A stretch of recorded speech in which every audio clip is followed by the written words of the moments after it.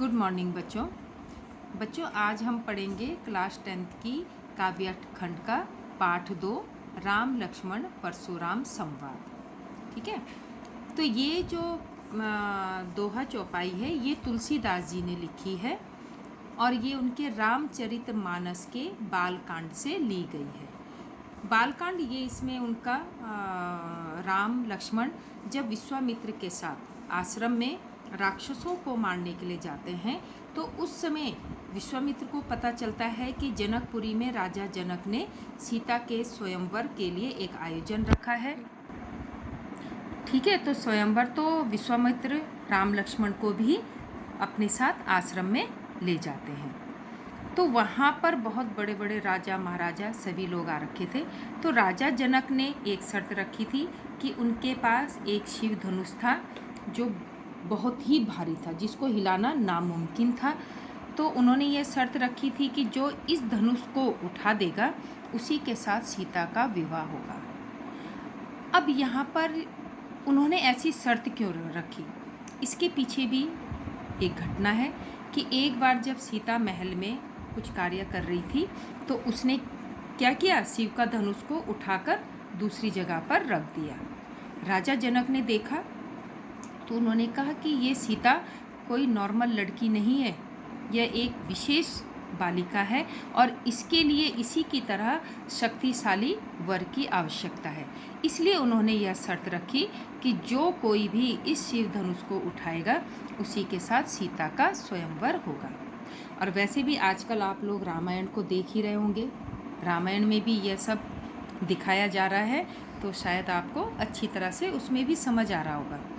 तो अब राम लक्ष्मण जनक के दरबार में जाते हैं, राजमहल में जाते हैं, वहाँ पर शिव का धनुष रखा रहता है।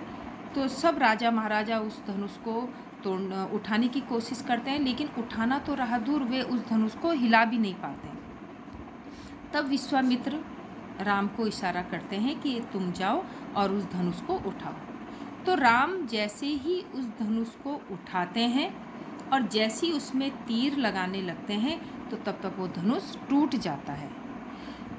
जैसे ही वह धनुष टूटता है तो इतनी तेज गर्जना होती है कि आकाश में चारों तरफ मतलब क्या होती, भयंकर आवाज़ होती है, और जिसकी आवाज़ सुनकर परशुराम चौंक जाते हैं। अब परशुराम शिव के बहुत ही परम भक्त थे, उन्हें पता लगा कि उनके शिव के धनुष को कुछ नुकसान किसी ने पहुंचाया है।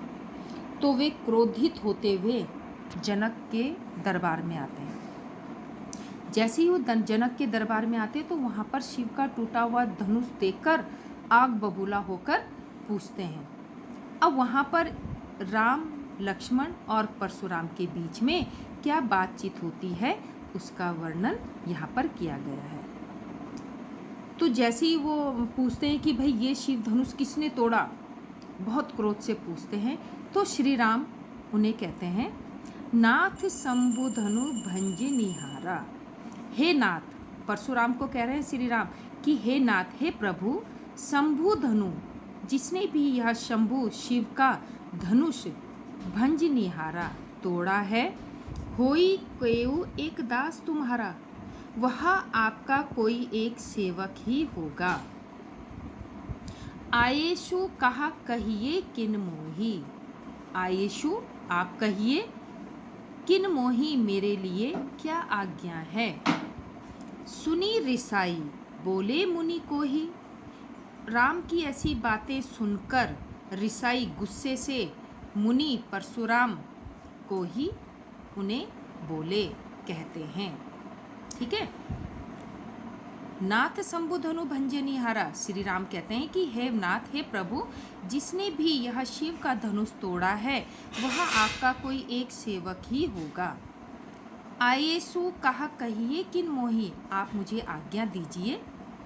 सुनी रिसाई बोले मुनि को ही, उसकी बातें सुनकर परशुराम गुस्से से बोलते हैं। ठीक है, अब परशुराम गुस्से में क्या कहते हैं, सेवकु सो जो करे सेवकाई। अरे राम, सेवकु सेवक, सो जो वह होता है जो सेवकाई सेवा का कार्य करता है। अरि करनी करी करिय लड़ाई, लेकिन जिसने भी यह शिव धनुष तोड़ा है उसने लड़ाई करने का कार्य किया है।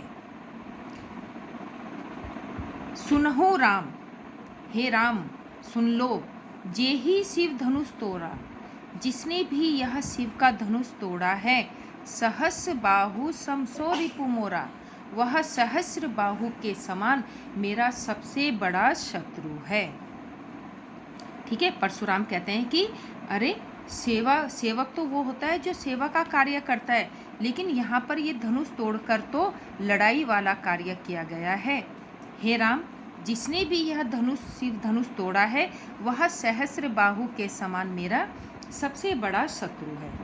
अब सहस्र बाहु के समान परशुराम का सबसे बड़ा शत्रु, सहस्र बाहु कैसे उनका सबसे बड़ा शत्रु था, इसके पीछे भी एक छोटी सी कहानी है जो मैं बताती हूँ। परशुराम जमदग्नि के पुत्र थे। ठीक है, परशुराम के पिता का नाम था जमदग्नि। तो ये ब्राह्मण हैं, आश्रम में रहते थे। तो एक बार राजा सहस्रबाहु अपने सैनिकों के साथ जमदग्नि के आश्रम की तरफ से गुजरता है। तो वहाँ पे वो जमदग्नि के आश्रम में देखता है कि उनके पास एक कामधेनु गाय थी। कामधेनु एक विशेष चमत्कारी गाय थी। तो वह उससे क्या करता है, जमदग्नि से उस कामधेनु गाय की मांग करता है कि भाई ब्राह्मण, आप मुझे ये गाय दे दो, इसके बदले में जितनी भी धन दौलत आपको चाहिए मैं आपको दूंगा। लेकिन जमदग्नि उस कामधेनु गाय को देने से इनकार कर देते हैं। अब इससे राजा क्रोधित हो जाता है सहस्रबाहु। वो क्या करता है, वो बलपूर्वक जबरदस्ती उस गाय को अपने साथ ले जाता है। जब परशुराम को पता लगता है कि सहस्रबाहु कामधेनु गाय को चुरा कर ले गया है, बलपूर्वक ले गया, तो वो उसे बहुत क्रोध आता है और वो सीधा सहस्रबाहु के महल में जाकर उससे युद्ध करके सहस्रबाहु को मार देता है।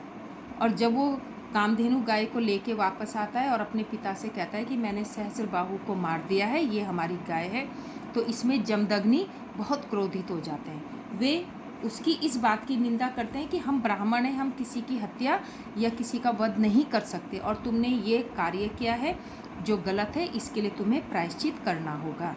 तो परशुराम प्रायश्चित करते हैं, लेकिन उसी बीच सहस्रबाहु के पुत्र सेना लेके आते हैं और आश्रम में आक्रमण करके जमदग्नि का वध कर देते हैं। जब परशुराम को इस बात का पता चलता है तो वे बहुत ज़्यादा क्रोधित हो जाते हैं और उसके बाद सहस्रबाहु के पुत्रों को मारकर उनके राज्य को क्षत्रिय विहीन कर देते हैं। तब से जो है परशुराम के सबसे बड़े शत्रु क्षत्रिय ही हैं। ठीक है, वो क्या करता है, उसने कई बार क्षत्रियों से युद्ध करके उनका राज्य ब्राह्मण को दिया है। तो इसलिए सबसे बड़ा शत्रु उनका कौन था, सहस्रबाहु था, क्योंकि उसने उनकी गाय को चुराया था, उसके पिता को दुख दिया था। तो इसलिए वो राम को कहते हैं कि जिसने भी यह धनुष तोड़ा है वह सहस्रबाहु के समान मेरा सबसे बड़ा दुश्मन है। सो बिलगाऊ बिहाई समाजा, इसलिए वह इस समाज से, इस सभा से बिहाई अपने आप ही अलग हो जाए, बिलगाई अलग हो जाए।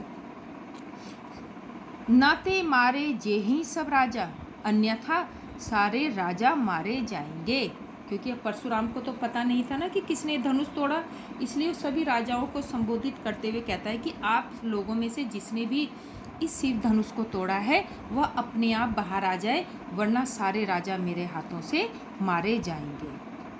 सुनी मुनि वचन लखन मुस्काने। अब जब इस तरह से क्रोध से परशुराम बोल रहे थे तो वहाँ उनकी बातें सुनकर लक्ष्मण थोड़ा व्यंग्य में मुस्काए। व्यंग्य मतलब किसी की हंसी उड़ाने वाली हंसी, मुस्कान। सुनी मुनि वचन लखन मुस्काने, परशुराम के ऐसे वचन सुनकर लक्ष्मण मुस्कुराते हैं। बोले परशु धरहि अवमाने, और परशुराम से अवमानित, थोड़ा अभिमान से बात करते हैं, मतलब थोड़ा अकड़ करके बात करते हैं। कहते हैं बहु धनु ही तोरी लड़काई, हे मुनि बहु धनुई, हमने तो बचपन में बहु ऐसी बहुत सी धनुई मामूली धनुष तोड़े हैं। कबहू ना असी रिस की न गोसाई, लेकिन आपने कभी रिस इतना गुस्सा नहीं किया गोसाई। गोसाई परशुराम को कह रहे हैं कि हे परशुराम, हमने बचपन में ऐसी बहुत सी धनुइयाँ तोड़ी हैं। धनुइयाँ कहते हैं मामूली धनुष, लेकिन आपने तो कभी इतना क्रोध नहीं किया। ये ही धनु पर ममता के ही हेतु आपकी इस धनुष में इतना प्रेम क्यों है? आपका इस धनुष से इतना लगाव क्यों है? सुनी रिसाई कहा भृगुकुल केतु। अब लक्ष्मण की ऐसी बातें सुनकर भृगुकुल के जो केतु कहलाते हैं परशुराम, ऐसी बातें सुनकर गुस्से से कहते हैं। ठीक है, परशुराम कह रहे हैं, रे निर्बालक, हे राजकुमार, काल बस बोलत तो ही ना संभार। कि तू अपने वश में नहीं बोल रहा है, तू काल के वश में बोल रहा है, अपने आप को संभाल। धनु ही सम त्रिपुरारी धनु विदित सकल संसारा।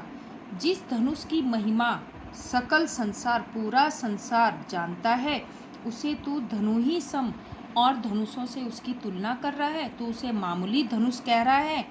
तो इसलिए तू अपनी जबान में लगाम दे, अपने शब्दों को वापस ले, वरना अनर्थ हो जाएगा।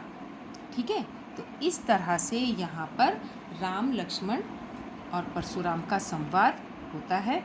तो ये एक पैरा आपका ये पूरा हो गया, और कल इसमें वर्कशीट में जो भी आपका PDF में होगा, मैं इसकी व्याख्या लिख के दूँगी, जिसे आपने अपनी फेयर कॉपी में करना है।